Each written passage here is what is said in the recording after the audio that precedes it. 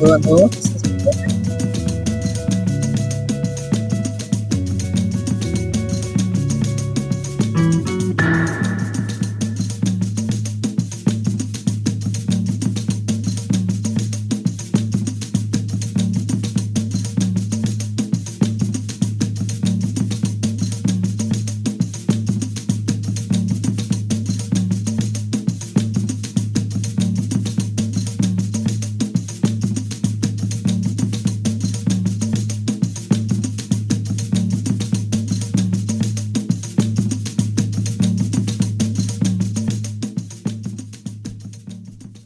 É isso, estamos no ar com mais um episódio do nosso podcast Repórter SUS, o podcast de política do Brasil de fato. Em formato videocast, você pode ouvir e assistir as nossas avaliações de tudo que acontece no Brasil, dos fatos mais importantes, com muita comunicação popular aqui para você, a partir da visão dos trabalhadores e das trabalhadoras. Eu sou a Nara Lacerda, estou como sempre muito bem acompanhada, mas hoje com uma novidade.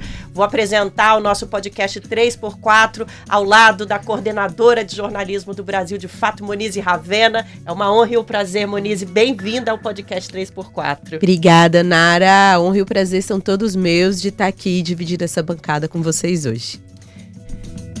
Bom, você pode acompanhar o podcast 3x4 nas redes sociais do Brasil de Fato. A gente está ao vivo no YouTube, no Instagram, no Facebook e no X. Depois da transmissão, o podcast vai também para as principais plataformas de streaming. E, claro, estamos mais do que ao vivo dentro do seu rádio, no seu dial, na Rádio Brasil de Fato, 98.9 FM, na Grande São Paulo. Como sempre, é uma felicidade estar nas ondas do rádio com vocês. E hoje, aqui no nosso podcast 3x4, a gente vai falar de uma temática essencial, não só para o momento que a gente está vivendo, não só para essa semana, mas também para o nosso país. Amanhã, dia 25 de julho, é Dia da Mulher Negra, Latino-Americana e Caribenha. E no Julho das Pretas aqui no Brasil, a gente vai mergulhar num tema que é urgente, porque as mulheres negras ainda carregam o fardo mais pesado no mundo do trabalho aqui no Brasil. Os dados não mentem. As mulheres negras lideram a informalidade, recebem menos da metade do salário de homens brancos e são as maiores vítimas da precarização. Será que o Brasil consegue romper essa herança escravocrata que insiste em colocar uma parte da nossa população no degrau mais baixo? Hoje a gente vai além das estatísticas e vamos desvendar as raízes históricas e buscar saídas coletivas para esse cenário, né, Monize? E para tratar desse tema, nós temos hoje duas convidadas muito especiais. A gente vai ter daqui a pouquinho com a gente a Juliana Gonçalves, que é jornalista, é da Marcha das Mulheres Negras. E aqui no estúdio, com muito prazer, a gente recebe a Paula Nunes, que é deputada estadual, integrante da bancada feminista do PSOL. Bem-vinda, Paula. Muito obrigada. Bom dia, Monize. Bom dia, Nara. E bom dia a todo mundo que nos acompanha aqui pelas redes todas do Brasil de Fato. É uma alegria estar aqui mais uma vez. Acho que esse papo vai ser muito legal. Então vamos começar esse papo, Paula. A gente queria começar trazendo alguns dados para você comentar com a gente, né? As mulheres negras são a maior parcela do mercado de trabalho informal hoje no Brasil, né? Cerca de 39%, e os homens são ali cerca de 37%. A diferença entre a taxa de informalidade das mulheres pretas ou pardas e dos homens brancos é considerável, porque ainda hoje, com políticas públicas consolidadas, a gente segue num cenário tão desigual no nosso país. Bom, Monize, eu acho que são muitos desafios, né? O principal deles, e que a gente não pode nunca esquecer, é a marca escravista que o nosso país carrega. O nosso país ainda tem uma história de mais de 300 anos de escravidão contra um pouco mais de 130 anos de trabalho livre. Isso significa que o povo negro brasileiro é mais identificado na nossa história como coisa, como objeto, do que como sujeito de direitos. Infelizmente, ainda que existam políticas públicas, existiram especialmente a partir dos anos 2000 no nosso país, que buscaram reparar essa desigualdade, elas ainda não foram suficientes para buscar uma reparação efetiva para o povo negro. A gente pode falar de políticas públicas públicas importantíssimas que colocaram mulheres negras na universidade, como é o caso das cotas raciais, não só as mulheres negras, mas também como os homens negros. Mas a gente pode também entender que por mais que políticas como essas existam, a gente ainda não conseguiu superar essa desigualdade no mercado de trabalho que faz com que mulheres negras, ao lado de pessoas trans, ocupem realmente a base da nossa pirâmide social e estejam em postos de trabalho muito precarizados. Eu quero chamar a atenção para um fato que a gente não pode também deixar de analisar, que é o fato de que mulheres negras hoje são a maior parte das mães solo no nosso país e acabam também chefiando, como a gente chama, ou liderando famílias sozinhas. E a gente tem uma desigualdade muito grande entre os municípios no fornecimento de vagas de creche. A cidade de São Paulo é uma cidade que não tem mais aquela fila histórica de creche, mas que tem creche que funciona, a maior parte delas, as creches públicas, de 7 da manhã às 4 da tarde. Uma mulher que precisa trabalhar num trabalho formal, seja nessa escala 6x1 que a gente quer derrubar, seja num trabalho, né, de segunda a sexta, num horário comercial, não tem como manter uma criança na creche das 7 da manhã às 4 da tarde. Isso para falar da cidade de São Paulo, que tem fornecimento de creche. Mas quando a gente vai rodando o interior, vê por aí várias cidades que só tem escola a partir dos 4 anos para as crianças. E o que uma mulher negra mãe solo faz para trabalhar com uma escola que só funciona a partir dos 4 anos para criança? É impossível. Então, eu tenho me dedicado muito nesse último período, desde que eu me tornei mãe, há exatamente 1 ano e meio, entender como a gente faz para tentar superar essa desigualdade no fornecimento de vagas de creche e tentar universalizar esse direito em todo o Brasil. Agora vai ser votado, né, em pouco tempo, o novo Plano Nacional da Educação, o novo PNE. E o novo PNE, na minha opinião, precisa ter como uma das metas a universalização da educação para a primeiríssima infância. Isso é um direito das crianças, mas também é um direito das suas famílias, especialmente das suas mães. Mas eu chamo também a atenção para uma outra política do governo federal, que o governo federal tem implementado. Agora a gente está numa fase de discussão do Plano Nacional de Cuidados. É a primeira vez que o Brasil teve votado no ano passado uma política nacional de cuidados. Tem agora uma secretaria, né, uma secretária nacional de política de cuidados vinculada ao Ministério do Desenvolvimento Social, e agora, no Plano Nacional de Cuidados, está sendo pensado uma figura, uma instituição que é a Cuidoteca.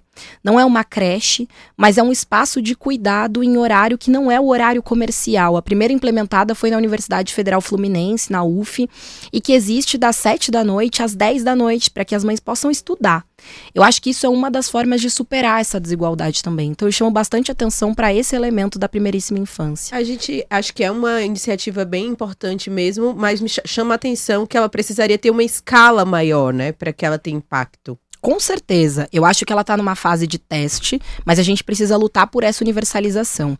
Então pensar nas leis agora que estão sendo discutidas e votadas, que seja a meta do Brasil a universalização da escolarização para a primeiríssima infância, a ampliação das cuidotecas e das vagas de creches, né, que aí não são pautas nacionais, mas são pautas dos estados, especialmente dos municípios. Eu acho que isso é fundamental. Então eu tenho certeza que para superar a desigualdade no emprego, quando a gente fala de mulheres negras, para além do fornecimento de vagas e todo esse debate sobre formalização do emprego, quanto a gente precisa ampliar as vagas de emprego, é muito importante que essas mulheres tenham no Estado brasileiro uma rede de apoio para o exercício dessa tarefa de cuidado que é tão pesada e que muitas vezes nos afasta mesmo do emprego formal. Então, assim, o empreendedorismo para as mulheres negras, acho que a gente pode também avançar nesse debate, acaba sendo uma forma de se virar. Sim.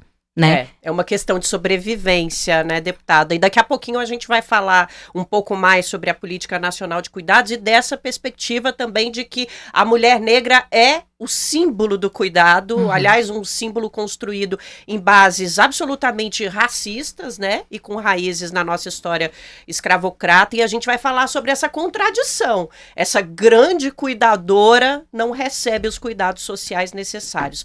Mas a gente já está também na linha com a Juliana Gonçalves, jornalista da Marcha das Mulheres Negras. Obrigada, e eu vou passar uma pergunta agora para ela, para inserir ela aqui na nossa conversa.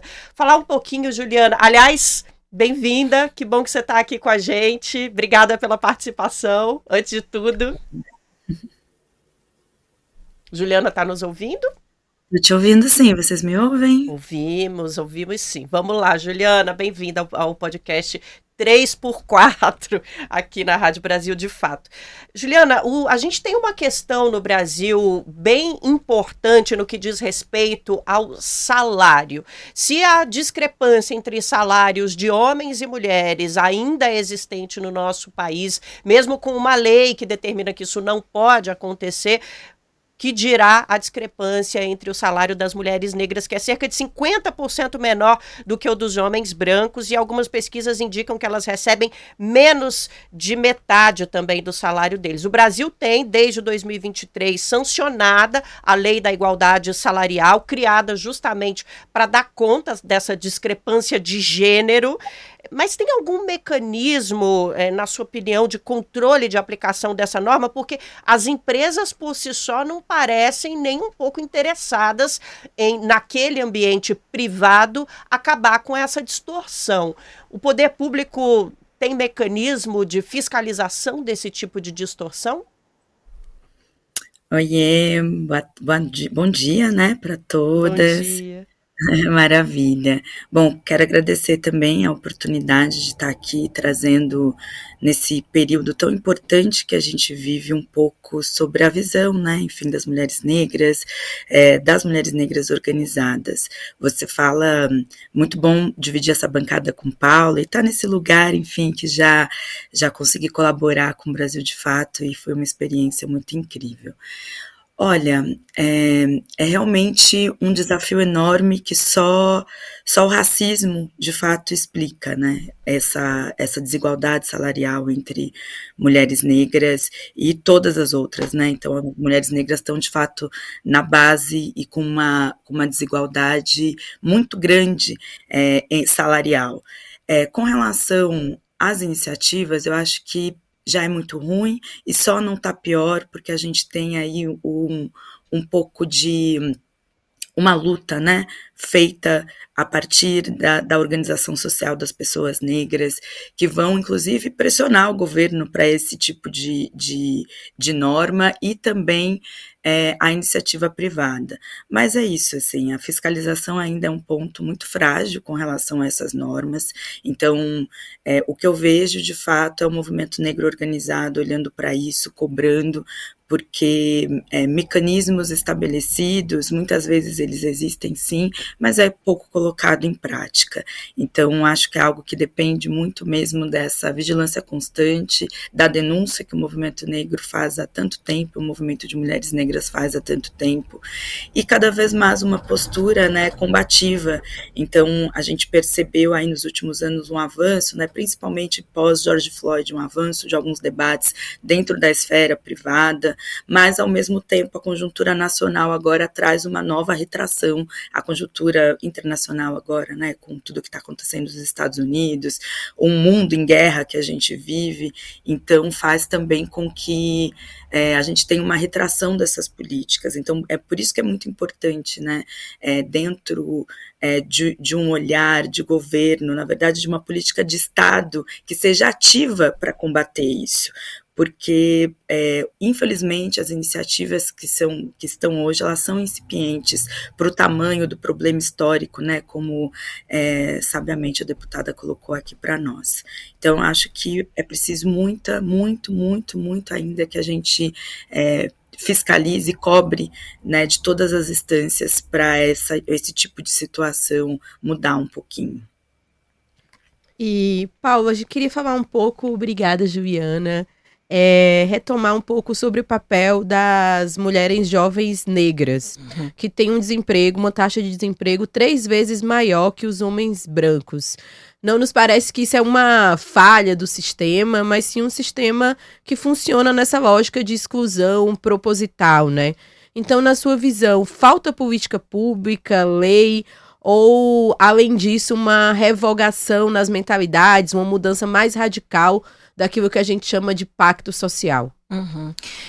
Bom, eu acho que Juliana apontou muito bem o quanto, na verdade, as políticas públicas que existem, elas são fruto de lutas sociais, de movimentos sociais organizados que há anos, então, por exemplo, quando a gente fala das cotas raciais, a Conferência de Durban, então há anos pressionam o governo, né, os governos, a implementar políticas que reparem minimamente essas desigualdades, né, e eu acho que nesse momento, a gente vive uma situação muito difícil quando o assunto é emprego. Em que sentido?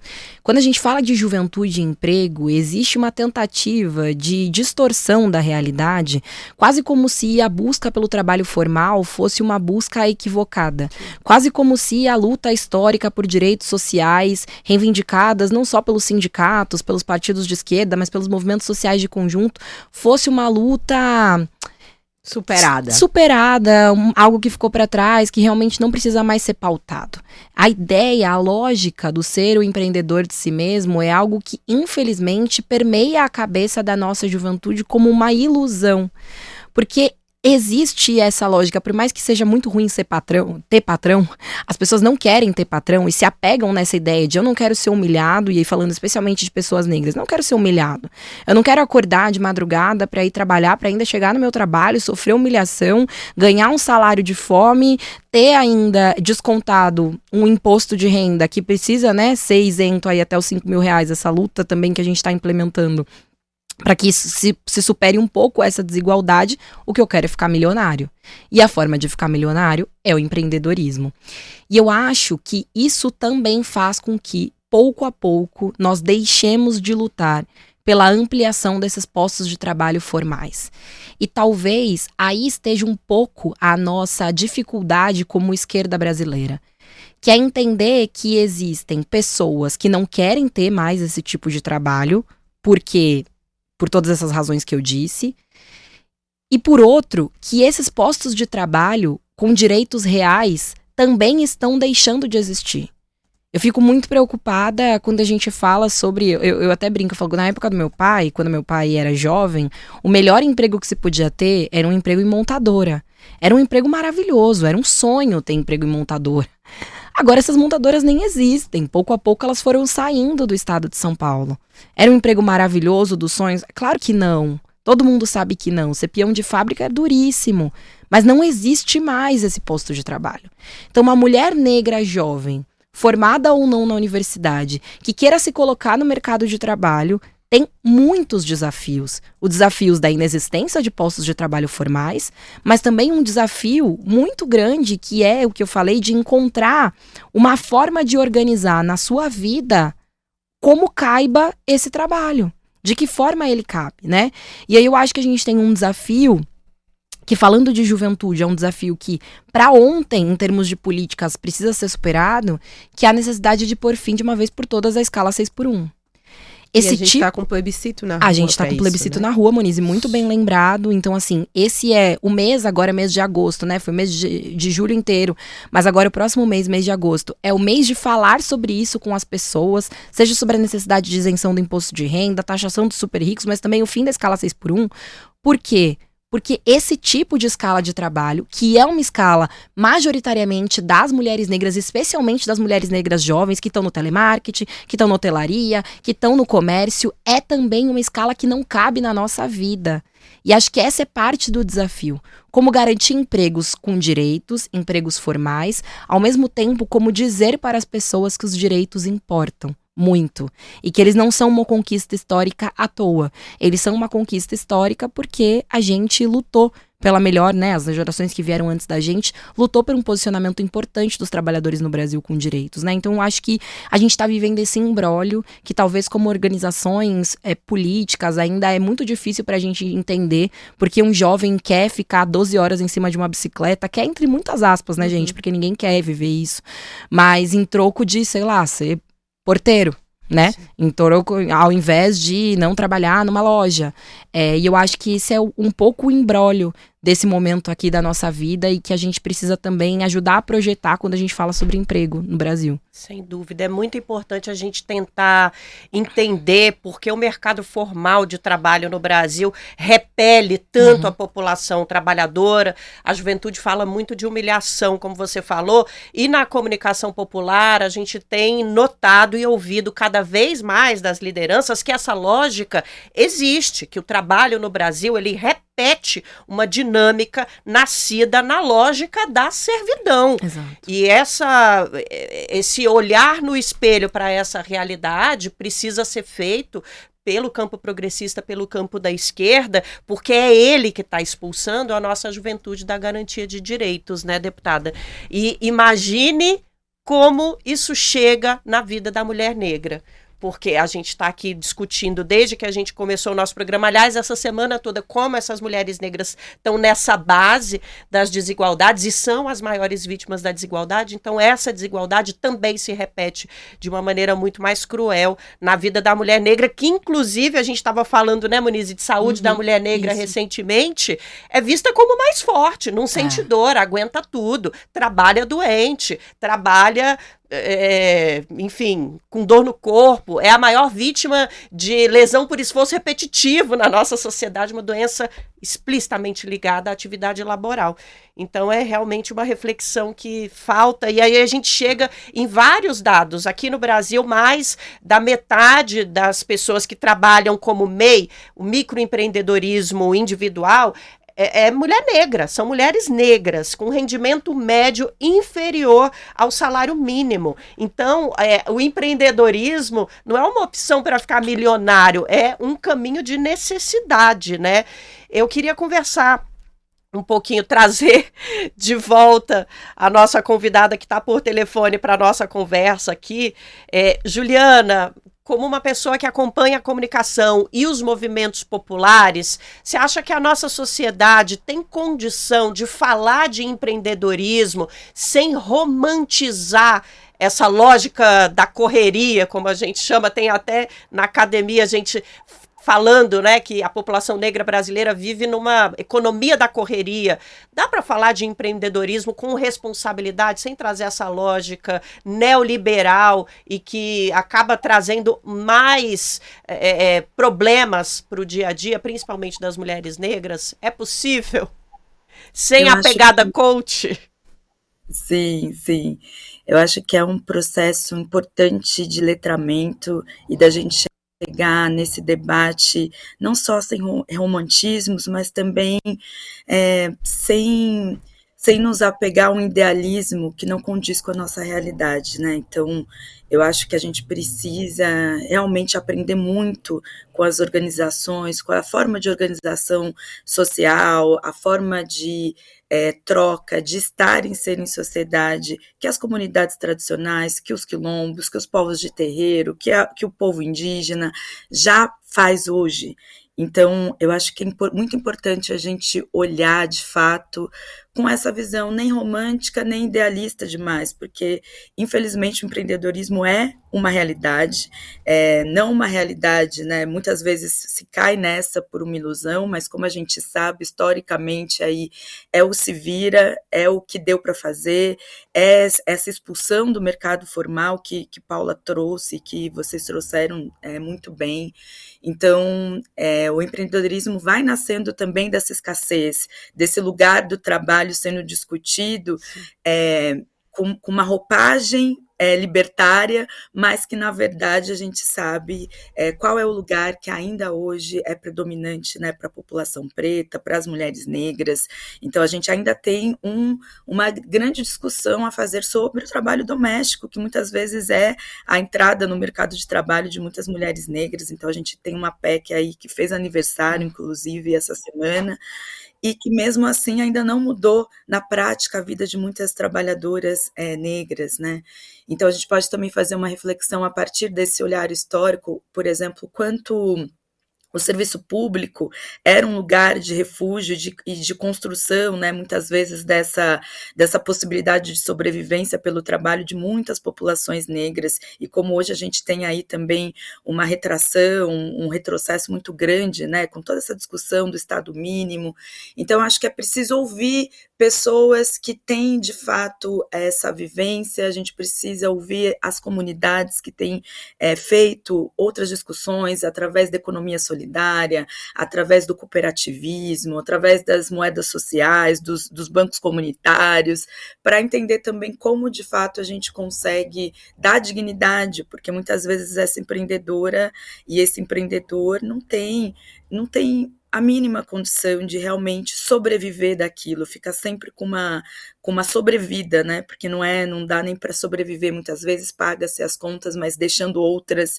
Então, essa é uma realidade hoje do Brasil, né? Muitas pessoas literalmente vendem um almoço para comprar a janta.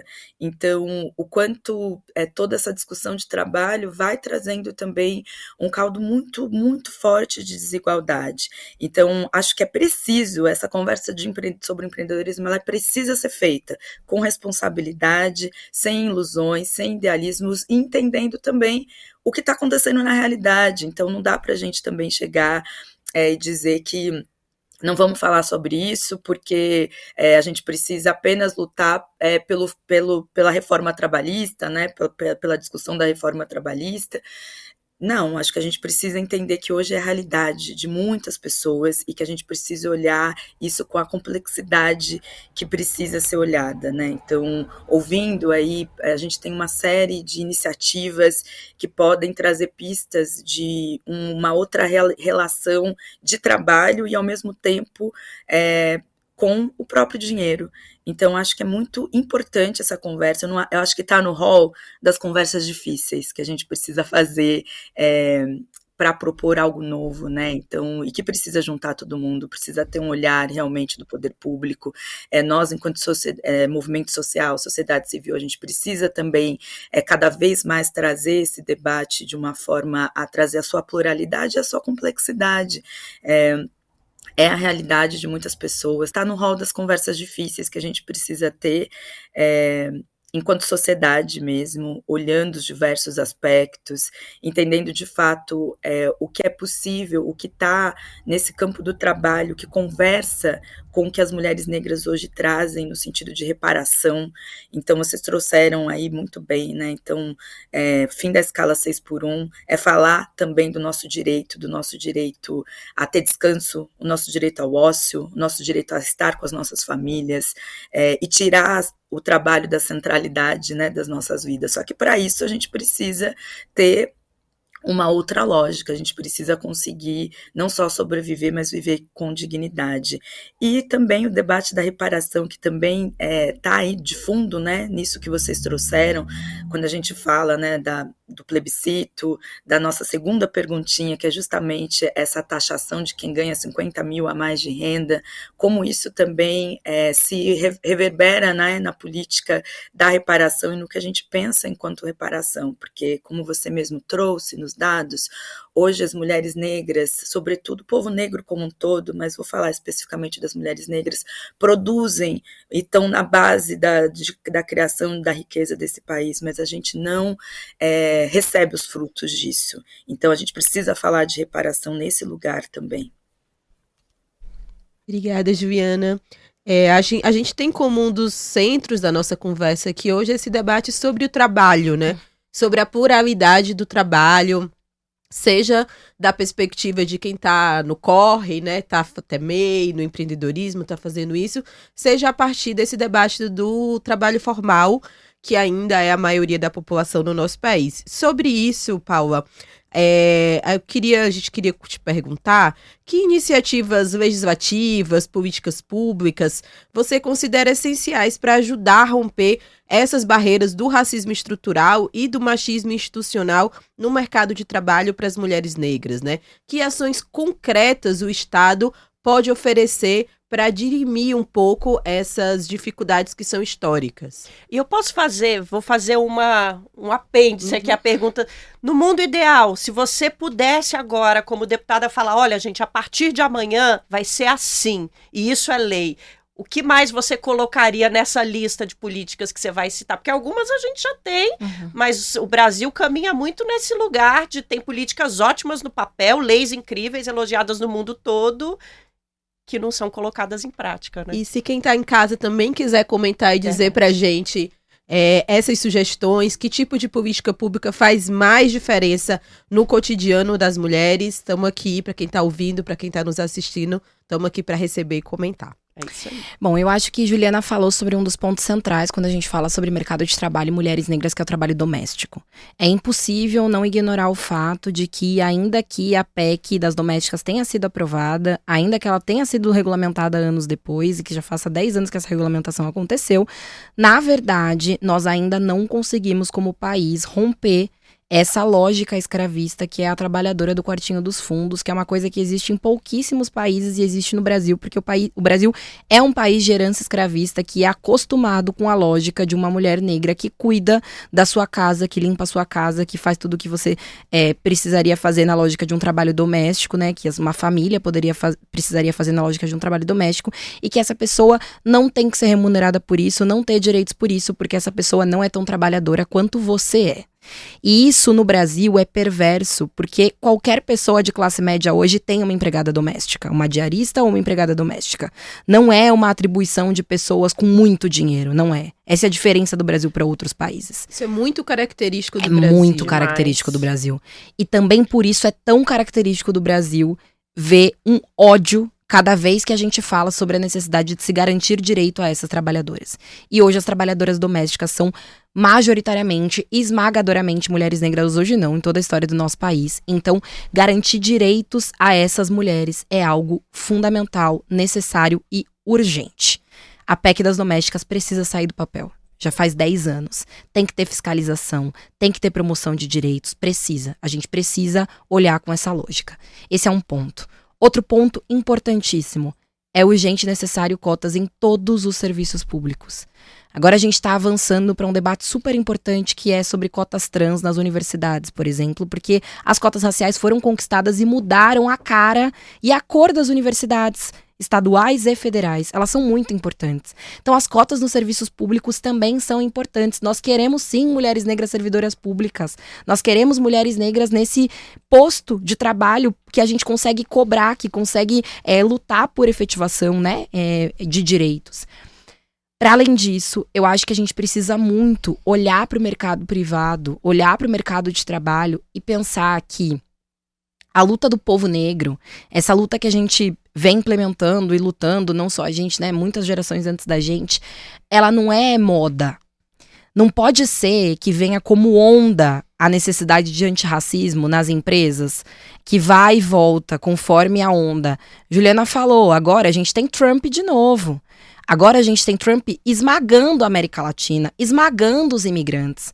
Agora a gente tem Trump caçoando da nossa cara, do Brasil, né? Questionando inclusive a soberania do nosso país. Aí a gente vai olhar para essa realidade e falar, talvez esse papo aí de antirracismo ele não importe tanto mais. Talvez a luta feminista não importe tanto mais. Não é onda. Reparação é reparação. E o nosso país não conseguiu correr atrás desses 300 anos de escravidão que tem na sua história. Isso não aconteceu. Não aconteceu. Então, assim, Nara falou do mundo ideal, né? Eu acho que o que é cruel quando a gente pensa no mundo ideal é que o mundo ideal mesmo, em que mulheres negras tenham plenos direitos e garantias, não é esse mundo. Não é essa estrutura econômica. E não é essa estrutura econômica porque, infelizmente, essa estrutura econômica que nós temos foi construída com base no sangue, no suor e pisar em cima, literalmente, do nosso povo. Essa estrutura econômica só foi construída no Brasil porque humilhou e escravizou milhões de trabalhadores negros sequestrados dos países africanos. E nós somos fruto dessa história. E, infelizmente, a gente não conseguiu reparar essa história e talvez não consiga nesse tipo de estrutura econômica. Mas apesar de eu acreditar muito nisso, eu também acredito que não é possível que a gente não fale sobre o que a gente tem que fazer nesse momento. E é por isso que as políticas públicas são tão fundamentais. E é por isso que a gente luta por elas, né? Hoje, para compartilhar com vocês, nós somos atualmente o maior número simultâneo de mulheres negras que já houve no Parlamento do Estado de São Paulo. Nós somos 5 deputadas negras. Atualmente, o maior número que já houve, de 94. Não é nada. Quer dizer pra gente quem são, Paula? Leci Brandão, né? A nossa griot, nossa mais velha, maravilhosa.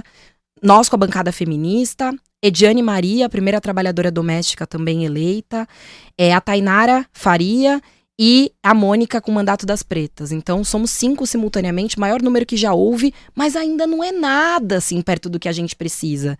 E aí eu poderia dizer pra vocês, não é nada, a LESP é muito difícil, é difícil aprovar projeto, é difícil emplacar lei. Tá bom, isso significa que a gente não tem que sentar naquela cadeira? Eu não acho.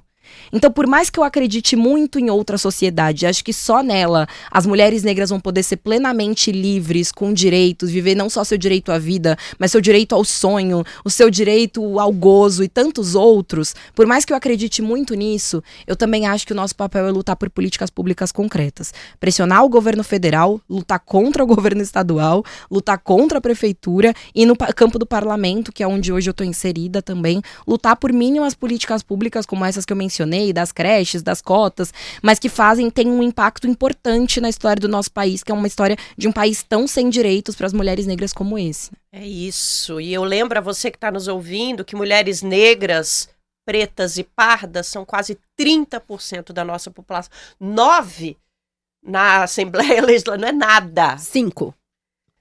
5 de 94. 5 de 94. Menos ainda, não é nada, para 30% da população.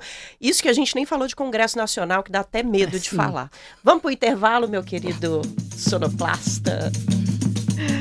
A gente tem um recado para você que está nos ouvindo e quer ter acesso a uma cobertura jornalística independente de qualidade, comprometida com trabalhadoras e trabalhadores. Assine a newsletter do Brasil de Fato, nosso boletim semanal, que toda semana vai estar no seu e-mail, em primeira mão, com análises profundas, conteúdos exclusivos, para te ajudar a entender o que realmente está acontecendo no nosso país. O link é brasildefato.com.br/boletim, a inscrição é de graça e o link está disponível na descrição aqui na nossa tela, com QR Code na descrição desse episódio. Não vou tentar mais uma vez entender de que lado tá, mas você acessa o QR Code aqui. Vamos voltar para a nossa conversa e trazer, né, Moniz, a Juliana para nosso papo também.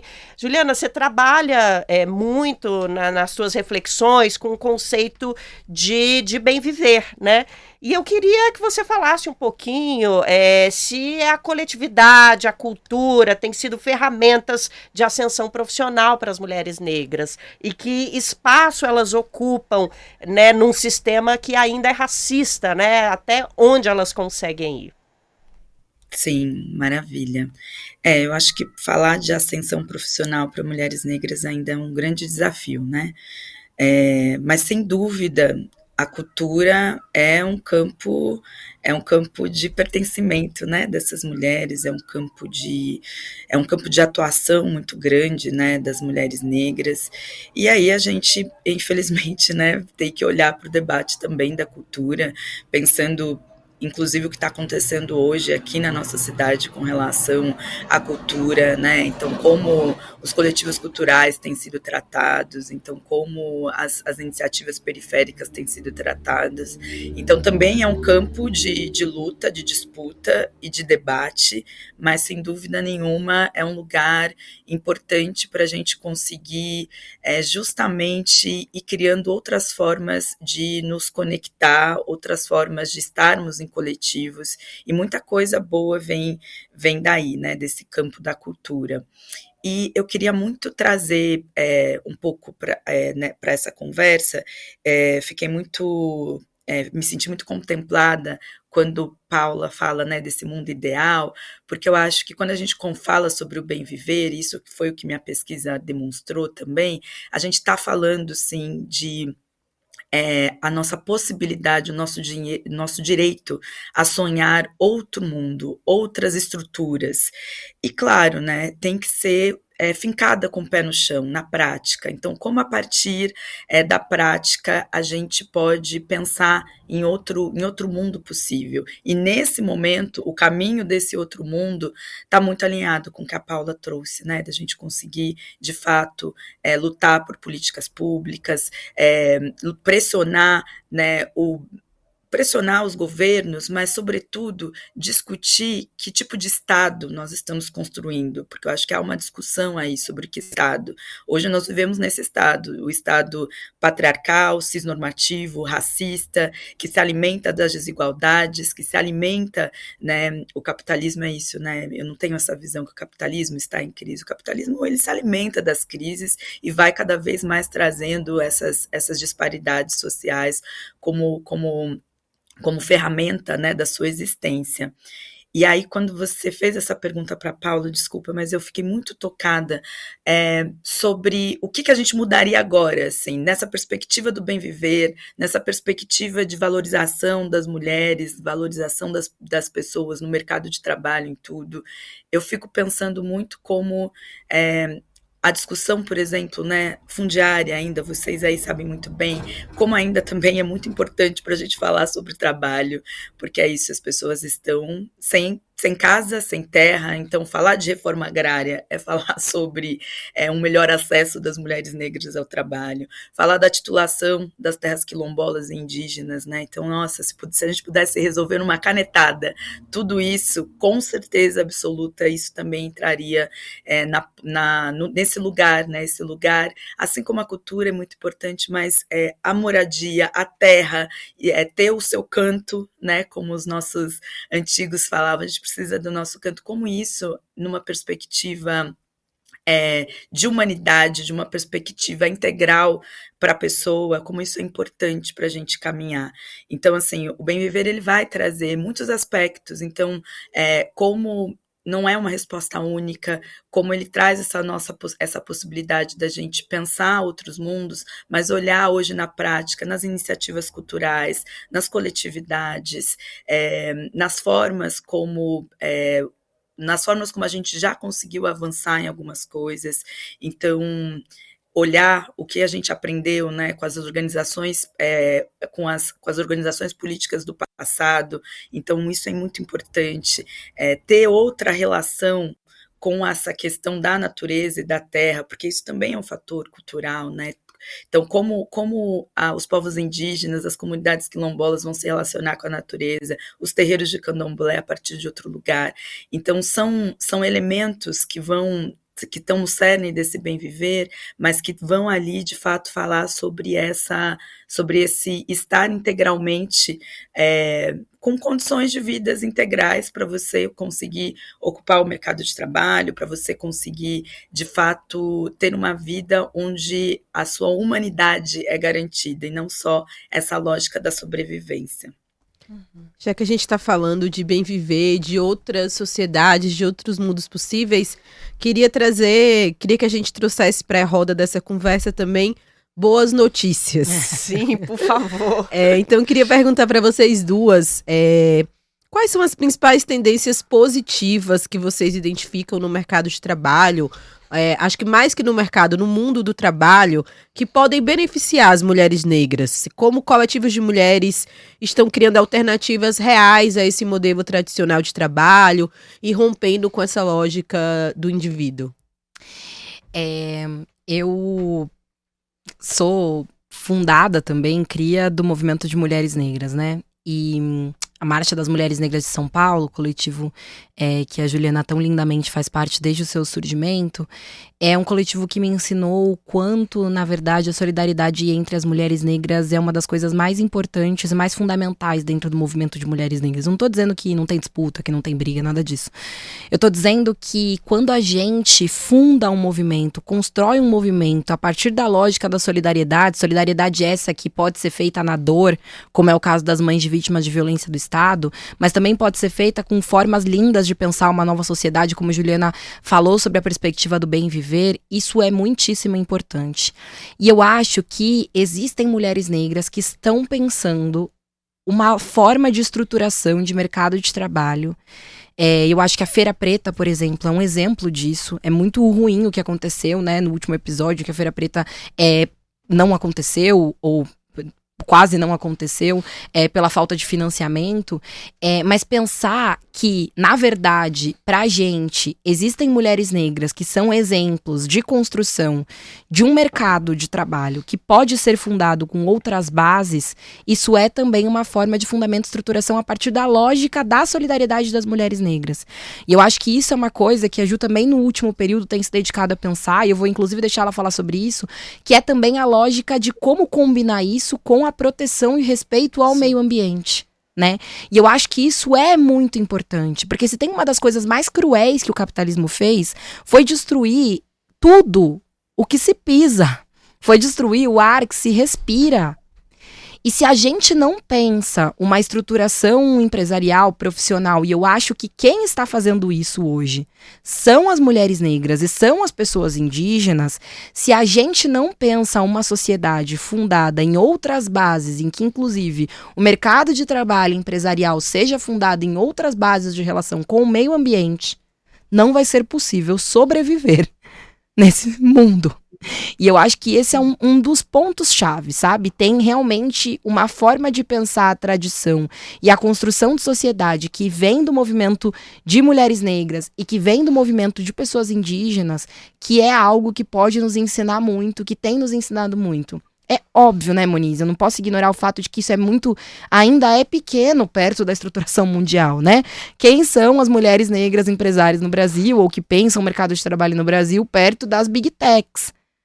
Mas existe um novo futuro a ser pensado, a ser vislumbrado, e eu acho que esse futuro está na mão das mulheres negras, está na mão dos homens negros, está na mão das pessoas indígenas, assim. Então, essa relação com o meio ambiente é algo que é, especialmente no que a Juliana tem trabalhado no último período, e eu acho que é algo que pode nos ensinar muito, sabe? Que a gente precisa mesmo aprender, assim.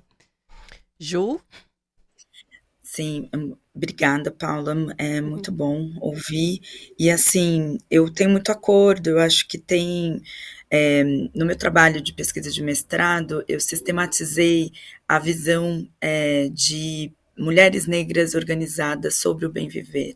E quando a gente faz isso, é muito cumprindo uma tarefa, justamente porque eu tenho certeza que dentro do movimento de mulheres negras, pelas nossas práticas, pelo que está acontecendo na nossa organização política, pelo debate sobre justiça climática, pelo debate sobre economia. Então, o bem viver é esse conceito prática tão generoso que a gente pode debater economia, como, por exemplo, a No Front faz, de educação financeira, com a nossa economista Gabriela Mendes. A gente pode debater formas, né, de estar organizada no sentido em torno mesmo, né, da cultura, do empreendedorismo, como vocês trouxeram, como Paula citou. Hoje o Instituto Feira Preta tem um ecossistema que traz pesquisa e que tem assim muito a contribuir com relação a essas práticas que vão sim trazer as mulheres e a população toda, né, para um outro nível de debate. Então, hoje, quando a gente está aí à vésperas de uma COP e a gente vê a luta que foi para se incluir, quiçá se incluir a questão do afrodescendente, a gente entende o quanto a gente precisa ainda letrar a nossa sociedade, inclusive, né, esse campo da sociedade civil, do terceiro setor, que muitas vezes não tem o pé no chão, mas que vai fazer incidência política para fora, como não há possibilidade da gente falar sobre meio ambiente, sobre justiça climática, sem a gente falar sobre o que acontece nos territórios indígenas, quilombolas, o que acontece quando os grandes empreendimentos desenvolvimentistas chegam nas regiões e causam grandes catástrofes. A gente tem 1 milhão aí de exemplos.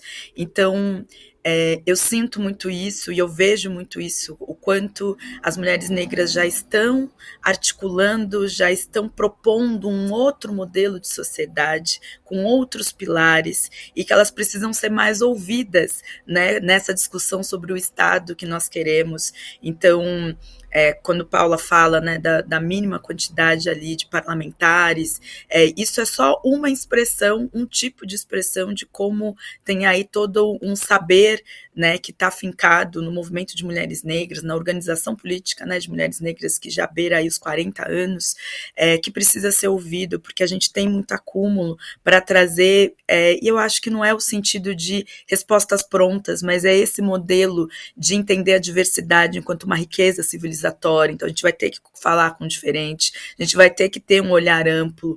É o que não acontece hoje, né? Então hoje a gente ainda sofre de decisões que são tomadas às escuras por uma elite política e financeira, né? E que toma atitudes e cria políticas e manda e desmanda, e como isso vai reverberar negativamente para toda uma população, assim. E aí o que eu acho que é interessante e trazer, até entendendo esse cenário, que é um cenário realmente muito, muito, muito desafiador, mas como, apesar das mulheres negras, das juventudes negras estarem nesses lugares subalternizados, nesses lugares sem direito, explorados e oprimidos muitas vezes e sistematicamente, como é justamente daí que emerge muita, mas muita diversidade cultural, muitas iniciativas que vão sim rompendo e sendo frestas para a gente poder, de fato, discutir esse outro modelo de sociedade como um todo. Então, para mim, é sempre interessante perceber como das mais oprimidas, das mais vitimizadas, as mulheres negras conseguem fazer esse caminho, que é um caminho que eu considero um retorno ancestral, justamente ir para propor e conseguir se organizar a partir de outros lugares, assim. Então, eu acho que a gente precisa muito ser ouvida nesse lugar. Nós temos aí, tem o Instituto Feira Preta, mas tem o Festival Latinidades, tem a comunidade de samba, acho que tem aí uma série de iniciativas, tem uma série de olhares que precisam ser considerados quando a gente realmente se compromete a romper a barreira dos privilégios, a romper essas conversas difíceis, e é isso, com o pé na porta, né? Infelizmente, privilégios a gente não conquista pedindo por favor, né? Então de fato como a gente cria essa sensação na sociedade, né? Na verdade, essa conscientização na sociedade de que quando a gente melhorar a vida da mulher negra, do jovem negro, nenhuma pessoa pobre branca ficou para trás, nenhum homem branco vai ser desprivilegiado, né? Mentira, eles vão ser sim, precisam. Educativa, é só para fins educativos.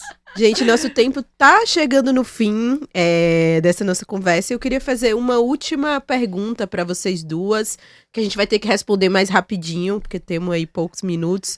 Mas ouvir de vocês, qual a demanda, na perspectiva de cada uma, mais urgente que o movimento negro, que o movimento feminista, né, que o movimento das mulheres negras tem hoje? Inclusive uma reflexão a partir do cotidiano de cada uma. A gente sabe, Paula, inclusive já tinha visto outras falas suas dos desafios que é ali ser uma deputada negra no cotidiano da LESP, dos constrangimentos, né, daquilo que você passa no cotidiano. Então, entender com vocês qual, se a gente tivesse que elencar uma demanda mais urgente, qual seria? Bom, eu vou responder, Monize, com base no que é hoje a principal demanda da Marcha de Mulheres Negras Nacional. Na verdade, dizer que a Marcha de Mulheres Negras Nacional, né, o movimento que se articula para a construção da Marcha de Mulheres Negras, que vai acontecer no dia 25 de novembro agora, de 2025, 10 anos depois da primeira Marcha de Mulheres Negras, está sendo construída uma carta de reivindicações que nós pretendemos entregar ao presidente Lula nessa data. Né? E pra gente isso é muito importante, porque realmente existe uma construção coletiva do movimento de mulheres negras para pensar e elencar quais são as nossas principais pautas, que passam um pouco por tudo do que a gente falou, né? É a luta por terra, é a luta por emprego, é a luta por educação, enfim, eu acho que é a luta por moradia, eu acho que essas são pautas urgentes. É muito difícil, e Juliana falou muito bem, não tem um direito nosso que avança, que retroceda direito de outras pessoas. Porque, na verdade, nós não só movemos a sociedade, estamos na base da pirâmide da sociedade, como nós somos o maior segmento populacional, como Nara lembrou, da sociedade brasileira. Então, na verdade, é muito importante dizer que o movimento de mulheres negras está construindo essa carta de reivindicações que será entregue à presidência da República, assim como foi feito com a presidenta Dilma no ano de 2015. Mas a marcha tem 2 eixos: reparação e bem viver. Isso explica muito do que é a luta das mulheres negras no Brasil hoje. É a luta por reparação histórica que passa por diversos fatores, mas especialmente por superar essa desigualdade de tantos anos de escravidão versus menos anos de liberdade, mas também a luta por bem viver, que é a luta por construção de uma nova sociedade, essa sim, na qual nós caibamos integralmente, não só nós, como nossos sonhos também. Juliana, é emocionante essa conversa. Perfeito. Eu acho que e aí, para ilustrar, né, o bem viver, eu acho que a gente pode trazer, de fato, a luta pela vida. Então, hoje nós ainda vivemos um genocídio, a gente ainda vive um feminicídio, né, um encarceramento. A gente precisa falar sobre essa política de morte, né? Então, a cada 23 minutos um jovem negro morre. Então, acho que essa ainda é a nossa pauta mãe, digamos, né? Porque a gente ainda está lutando por isso, e trazer que amanhã, que é 25 de julho, que essa data tão importante, é um marco, né, porque a gente construiu aí, vocês imaginam que tem 17 cidades no Brasil que vão ter marcha das mulheres negras, então a gente vai ter marcha aqui em São Paulo, às 5 horas, na Praça da República, a partir das 5, mas tem marcha em 17 cidades, Bahia, Ceará, Amazonas, tem em todo lugar, então, porque de fato reflete esse processo de construção política que culmina na nossa segunda marcha, que agora é global, inclusive, né? Temos manas aí africanas, da América Latina, que vão vir marchar com a gente no 25 de novembro em Brasília. Então, como vai ser importante esse momento para a gente destrinchar, mas eu quero deixar uma dica, porque em 2015 as mulheres negras entregaram uma carta à presidenta Dilma Rousseff. Eu acho que aquela carta, mesmo 10 anos depois, ela traz muito, e dá para achar na internet, Carta das Mulheres Negras 2015, só colocar no Google que vai achar esse documento, e ali tem, de fato, esmiuçando muito das coisas que a gente conversou aqui, outras tantas que ficaram de fora, mas entender que é esse grande apelo para uma mudança da sociedade, e as mulheres negras entregam esse projeto político que vai beneficiar a sociedade toda. Então, assim, estão todos aqui convidados a estarem fortalecendo as marchas locais e estarem com a gente no 25 de novembro em Brasília. E já que você trouxe dica, Juliana, eu vou voltar aqui para o nosso estúdio para falar com a deputada Paula Nunes, integrante da bancada feminista do PSOL, porque a gente vai para as nossas dicas culturais. Vai ser muito rapidinho hoje, mas eu queria saber o que foi que você trouxe para a gente e já agradecer sua presença aqui. Valeu demais por estar com a gente nessa bancada. Não, eu que agradeço. É sempre uma alegria estar aqui, dividir esse papo com a Juliana, melhor ainda. Bom, dizer para vocês que eu trouxe uma dica de um livro, o livro Selfie Purpurina, um livro para quem gosta de poesia, da minha amiga Fernanda Bastos. É um livro muito legal, que traz perspectivas individuais de poesia, mas especialmente sobre carnaval. A Fernanda é uma autora negra, tem uma editora Figura de Linguagem, então deixo aqui essa dica aí para quem curte poesia, leiam Selfie Purpurina da Fernanda. E Juliana Gonçalves, jornalista, integrante da Marcha das Mulheres Negras, já foi nossa companheira aqui no Brasil de Fato como colaboradora. Tem mais dica aí na sua fala, né? Obrigada, viu, por estar aqui conosco. Valeu demais. Muito bom ter você com a gente. Eu agradeço demais a oportunidade, sempre bom estar aqui. A minha dica está muito conectada a esse debate da reparação, porque falar sobre reparação é falar também sobre o direito à memória, né, a acervo. Então, a minha dica é a Caminhada Negra, a Caminhada São Paulo Negra, porque estou aqui em São Paulo, que é uma caminhada que acontece trazendo a história negra da cidade, mas que não tem só aqui não. Hoje é possível fazer esse tipo de caminhada em mais de 32 cidades. Então, procurem, né, o Guia Negro, a plataforma de afrofuturismo, porque vai ser afroturismo, porque ali vocês vão encontrar aonde vocês estiverem, que cidade, qual é a história negra, indígena, que muitas vezes não é reconhecida, vão visitar monumentos. Esse é um movimento muito importante, que inclusive trouxe aí a possibilidade, depois de muita luta, por exemplo, de nós termos 2 estátuas, né, de Lélia Gonzalez, de Carolina Maria de Jesus, em BH, mas a gente ainda tem um trabalho enorme para fazer nesse sentido da memória negra nas cidades. Então eu deixo essa dica para quem quiser conhecer mais, encontrar essa plataforma que é a Guia Negro, que vai ter aí essas vivências, né, turísticas em mais de 32 cidades, trazendo a memória negra e indígena dos territórios. Obrigada, Juliana e Monize Ravena, muito obrigada por estar com a gente no estúdio hoje. A gente teve a honra de ter uma bancada totalmente feminina e feminista. Sim. Valeu, viu? Nara, muito obrigada. Juliana, Paula, tô sempre aqui quando precisarem, só chamar.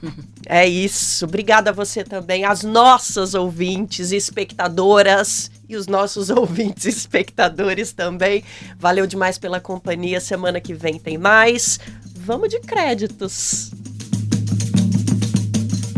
O 3x4 hoje foi apresentado e roteirizado por mim, Nara Lacerda, e pela Monize Ravena, nossa coordenadora de jornalismo no Brasil de Fato. A direção é de Camila Salmádio, produção de Letícia Holanda, trilha sonora original Alejandra Luciani, edição e sonorização Fábio Balbini, identidade visual Rafael Canova. No Brasil de Fato, coordenação de redes sociais Rafaela Cury, coordenação de rádio e TV Monize Ravena e direção executiva de Nina Fidelis.